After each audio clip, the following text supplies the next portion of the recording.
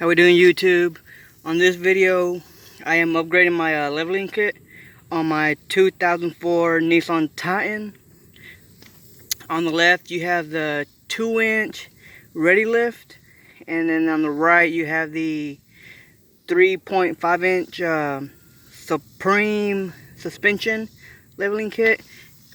And you can see the difference from the ready lift and the Supreme. Like I said, the one on the left is the 2-inch, and on the right it's a 3.5-inch, and you see the big difference. I've already installed one, and yeah, you get a full inch and maybe a quarter, but you do get a whole inch, and it makes a big difference. You can see how bigger and thicker the Supreme one is. And then the ready lift is all flimsy and stuff, or really tiny. But like I said, I've already installed one, and it's makes a big difference.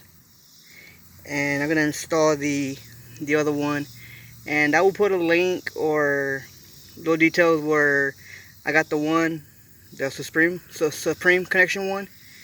And yeah.